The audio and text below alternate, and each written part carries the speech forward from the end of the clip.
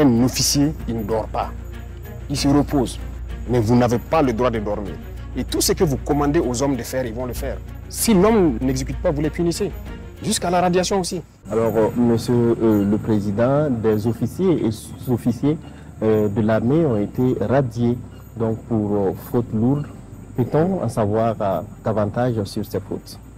Oui, c'est vrai que depuis un temps, il y a eu des cas. Lorsque vous êtes en guerre, un officier, on le confie des hommes. La vie des hommes est entre vos mains. Vous devez les commander et prendre toutes les mesures pour qu'ils puissent combattre et vaincre. Il peut arriver que vous combattez jusqu'à épuisement de vos moyens. Ça peut arriver. Là, vous êtes mort en héros. Mais lorsque l'officier ne prend pas toutes les mesures pour que ces hommes puissent combattre, les hommes ne sont pas... ils ne répondent pas d'eux-mêmes. Ils ont été formés pour exécuter des ordres. Je vais vous donner quelques exemples. Lorsque on a le renseignement de probables attaques, c'est diffusé. On peut avoir une zone. Et dans la zone, si on a plusieurs positions, on va les dire, il est possible qu'il y ait des attaques. Nous serons à côté. Il y a les drones qui seront pas loin, en tout cas à équidistance des différentes positions. Mettez-vous en alerte. Ça veut dire qu'il faut guetter.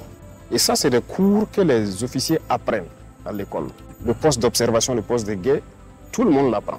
C'est toi, tu dois placer tes hommes à une bonne distance de ta base pour t'alerter. Donc, tu dois avoir un dispositif qui te permet de te renseigner. Et c'est à partir de ce moment que vous alertez à l'arrière.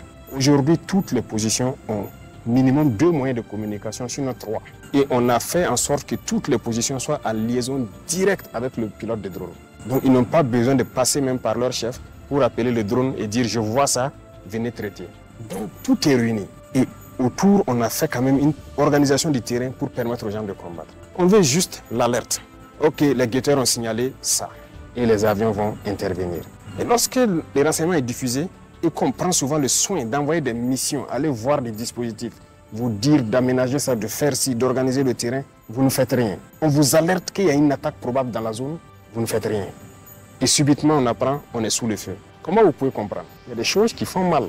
Donc, quand les pilotes apprennent qu'ils sont à côté, 15-20 km, et on ne les alerte pas. Peut-être qu'ils sont en train de chercher ailleurs, parce qu'ils ont beaucoup de positions en même temps, et vous vous faites surprendre en pleine journée. Comment est-ce qu'on peut expliquer ça? C'est une faute grave. Vous avez sacrifié vos hommes. Un officier, il ne dort pas. Il se repose. Mais vous n'avez pas le droit de dormir. Et tout ce que vous commandez aux hommes de faire, ils vont le faire. Si l'homme n'exécute pas, vous les punissez. Jusqu'à la radiation aussi. Donc il y a des responsabilités et c'est lourd. Et les gens doivent se réveiller. On a eu des cas où des gens signalent l'arrivée d'ennemis. Les drones arrivent et ils les demandent donc c'est quel côté. On observe, on ne voit pas. Il dit non, on avait signalé là-bas. On dit qui a signalé? Est-ce que tu as quelqu'un? Vous voyez les antennes, les pylônes là? Parce que dans toutes les communes, il y a des pylônes. On dit aux gens même de monter là-bas et guetter au loin. Ça vous permet de voir en profondeur. Ils ne le font pas. Les pilotes les demandent est-ce que tu as mis quelqu'un dans l'antenne pour observer au loin, pour nous guider? Il dit oui. Et le pilote lui répond vous mentez. Je suis à votre verticale, il n'y a personne sur l'antenne.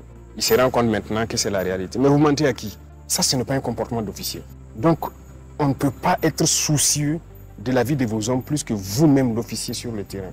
Donc voilà pourquoi, avant l'année passée, en J, on avait dit ceux qui veulent quitter l'armée n'ont qu'à quitter. Il y a une note du ministère de la Défense. Si vous ne quittez pas, vous allez assumer si vous fautez. Et pour moi, c'est une trahison. Lorsqu'un officier ne fait pas travailler ses hommes, ne prend pas toutes les mesures. Si vous prenez toutes les mesures et que vous combattez et qu'il y a des pertes, on peut comprendre. Lorsque les mesures ne sont pas prises, mais on va vous radier. Ça sera sans appel parce que vous n'allez pas sacrifier les enfants des gens inutilement. Monsieur le Président, ces radiations n'auront-elles pas un impact sur la cohésion du groupe? Et la mort de pauvres soldats là. C'est ça. Le soldat est fait pour exécuter. Et c'est à vous, l'officier, de le dire, va te poster ici, tu observes et tu me rends compte. Et l'officier a son poste, il écoute en permanence. C'est à vous, l'officier, de dire le matin, faites des obstacles ici. Si vous ne comprenez pas, le soldat meurt. Ça entache plus la cohésion.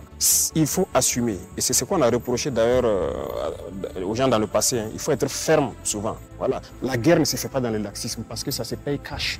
Ça se paye cash. Moi, j'ai été sur le terrain. Les hommes qui ont été sur le terrain me connaissent.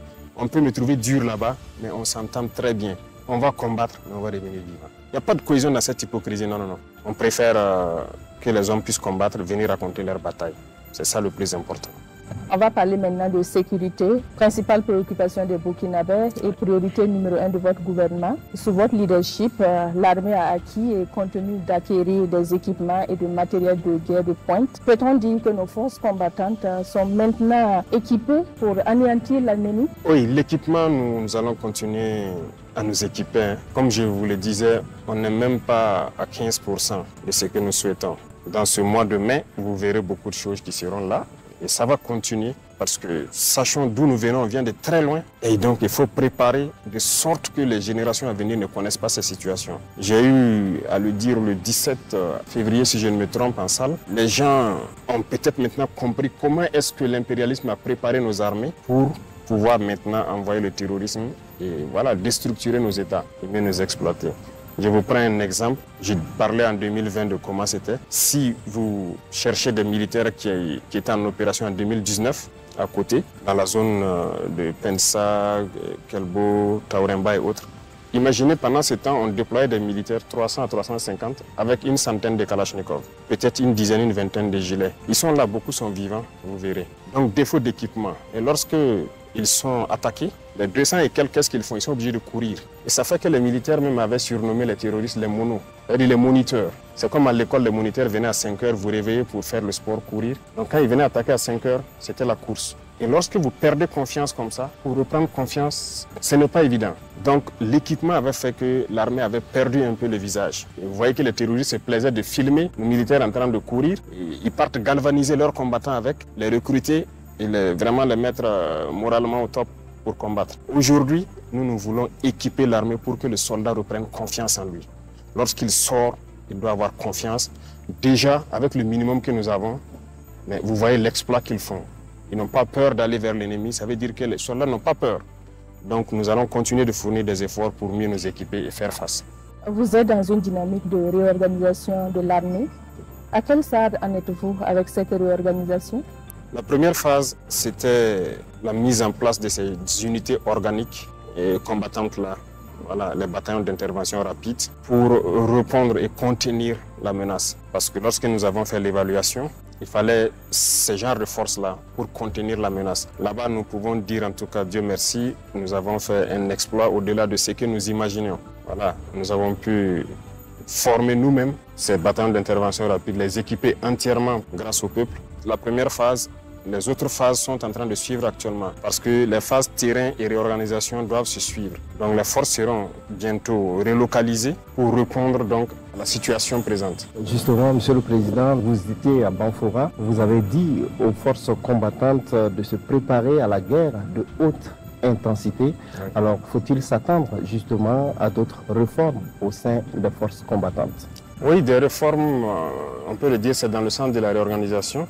Parce que, comme je l'ai dit là-bas, le terrorisme sera vaincu. Voilà, ces criminels qui se baladent à moto là seront vaincus. Mais il faut se préparer à d'autres types de guerres. Il y a la menace partout, que ce soit autour ou bien la menace qui peut venir de loin. Donc, dans ce cadre-là, c'est une guerre conventionnelle qui peut durer. Donc, il faut se préparer à une guerre de haute intensité. Il faut pouvoir combattre dans le temps et tenir sur le terrain pendant très longtemps. C'est un autre mode de combat. Donc, le Burkina, comme je le disais aux enfants, c'est le cœur. Donc on cherche à broyer le cœur pour faire peur aux autres. Donc nous sommes ceux-là qui devons accueillir le maximum. Donc voilà pourquoi on se prépare conséquemment. On s'attend à ça et on s'attend à pire que ça. Il y a des zones où on a mis beaucoup d'efforts qui sont presque à 100% voilà, conquises. Il y a des zones aussi encore où on est en train de remettre l'effort. C'est petit à petit, nous allons reconquérir donc toutes les portions de terrain parce que en les regardant faire, il faut conquérir et savoir comment consolider. Justement, Monsieur le Président, vous avez parlé tout à l'heure d'acquisition de matériel. Beaucoup de Burkinabés ne comprennent pas. Ils se disent que nous sommes équipés, nous avons des drones de dernière génération, mais on ne comprend pas pourquoi le terrorisme persiste. Rien que ce 23 avril, il y a eu donc des attaques. Comment est-ce qu'on peut expliquer cet état de fait? Alors, nous avons acquis vraiment beaucoup de moyens. Ça, c'est une chose. Les vecteurs aériens, bon, on a pu réussir à former en tout cas la plupart des pilotes déjà, parce que nous avons anticipé leur formation avant d'acquérir. Sinon, tout moyen qu'on acquiert, il faut former ensuite. Donc, il y a un temps mort. Mais pourquoi il y a des attaques souvent? Il faut reconnaître qu'il y a certaines positions où les chefs d'éléments ne sont toujours pas au sérieux. Ils ne sont pas concentrés. ce sont des moments de... Certains ont laissé de la fragilité et l'ennemi a observé et il frappe un coup qui peut être dur. Voilà, sinon pendant que le 23 se passait, une opération importante venait de finir dans la zone de Gaïri, Bogandé, où les bataillons ont fait du bon travail. Mais c'est pendant cette phase que d'autres ont prêté le flanc. Parce que ce n'est pas parce qu'il y a des drones en l'air qu'il faut dormir. Ce que nous voulons, c'est qu'on puisse être alerté. Parce qu'actuellement, en permanence, il y a des drones dans le ciel. En permanence. On veut juste que les positions puissent dire on les voit venir. Et beaucoup arrivent à le faire. Vous avez suivi Djibo. Ce sont les observateurs qui ont vu venir l'ennemi et ont alerté le drone qui est venu participer au combat. Vous avez suivi Touéné, Gawa, beaucoup de positions arrivent à le faire. Mais il y a certaines positions où malheureusement, lorsque vous entendez qu'ils sont attaqués, on est sous le feu. Comment est-ce que vous avez pu être surpris? Il y a un problème. Ce n'est pas parce qu'il y a les drones qu'on ne met plus de guetteurs qu'on ne prend pas toutes ces précautions. Donc là aussi, c'est des choses qu'il faut corriger et nous sommes là-dessus. Alors on constate également une certaine forme, j'allais dire, de campagne de diabolisation des forces de défense et de sécurité, à travers la presse internationale par exemple. Ah oui, ça c'est logique. Ces presses internationales se battent pour leur pays. C'est normal. Ceux-là qu'on a fermés ici, tout ce qu'ils divulguent comme information, c'est pour les intérêts de leur pays. Mais ce qui nous écœure, c'est souvent même les presses locales qui relaient ça. C'est ça qui est dangereux. Est-ce que ça veut dire qu'ils n'ont pas l'intelligence de comprendre que ceux-là sont en train de... Tout ce qu'ils publient, c'est pour l'intérêt de leur pays? Parce que nous allons réussir à vaincre le terrorisme. Pourtant, ils ont créé ça pour que nos États ne puissent pas être des États et continuent à nous exploiter. C'est nos ressources, c'est ça le problème. Mais si vous avez une armée, ils ne peuvent pas se permettre certaines choses. Donc c'est normal que leur presse diabolise, qu'ils inventent du mensonge, ils racontent tout ce qu'ils veulent, avec des complicités internes, malheureusement. Alors, parlant donc de combats sur le terrain, beaucoup de zones ont été reconquises justement grâce aux forces combattantes. Des PDI ont été réinstallés. Aujourd'hui, est-ce qu'on a des chiffres? Est-ce qu'on a des statistiques sur les zones qui ont été réinstallées? Alors, chaque semaine, le ministère de l'Action humanitaire donc, publie des chiffres. Donc, il nous envoie ça à travers le CONASUR. Il nous envoie ça en rapport aussi. Des zones ont été reconquises, certes, mais comment comptez-vous consolider ces zones-là? Il y a beaucoup de choses qui sont en train d'être faites sur le terrain. Dans la même lancée aussi, nous avons exhorté les populations à participer activement à la défense. Parce que vous voyez, je disais que des gens partent en Chine souvent regarder la muraille de Chine, mais ça a été construit dans la guerre.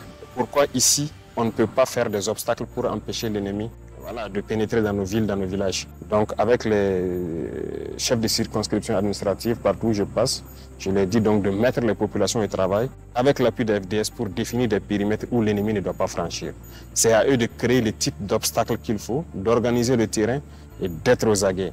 Parce que c'est des comportements que nous devons adopter. Même si le terrorisme finit, nous devons nous mettre toujours en posture de guerre pour toute éventualité.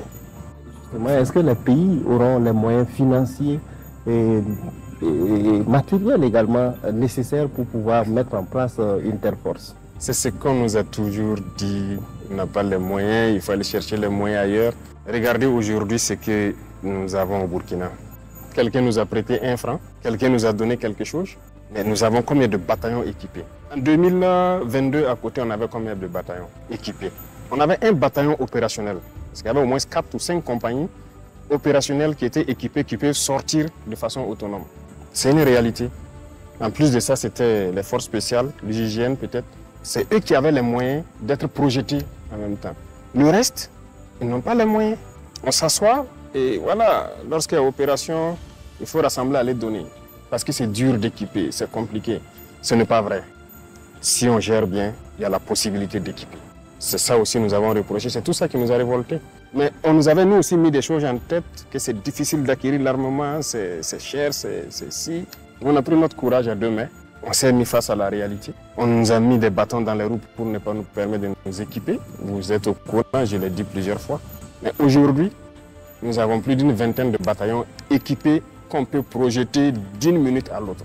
Ça veut dire, lorsqu'on dit aux 20 bataillons de démarrer pour telle direction, ils n'ont pas besoin que quelqu'un vienne leur donner quelque chose, ils démarrent. Donc cette force, on peut l'équiper. Monsieur le Président, aujourd'hui, quel bilan faites-vous? Bilan d'étape de la guerre contre le terrorisme? Le bilan, c'est long à faire. Donc je viens de vous expliquer d'où est-ce que nous venions. Je ne dirais pas de zéro, mais en tout cas, il n'y avait pas quelque chose de substantiel pour faire la guerre. Aujourd'hui, nous pouvons contenir la menace. Ça, c'est une chose. L'armée a retrouvé plus ou moins sa capacité de combattre. Et aucun soldat ne va aller aujourd'hui sur le front sans armes, ne va aller sans moyens de protection, ses gilets, casques et trucs, les munitions et autres, tous ces VDP. Le maillage a changé, et ça fait qu'on a occupé plus le terrain. Il y a beaucoup de zones où on n'avait pas de présence de force, où il y a aujourd'hui de la présence. Et ça fait que, bon, dès que la présence, les populations aussi rejoignent. Donc ça, c'est une avancée majeure. Et maintenant, la réorganisation de l'armée pour l'adapter aux réalités actuelles, ça aussi, c'est une avancée majeure. C'est tout ça qui permet d'avoir des résultats sur le terrain. Mais on n'a pas peut-être le temps de détailler point par point, au risque de revenir sur des choses qu'on avait déjà dites. Donc il y a beaucoup quand même de choses qui sont faites.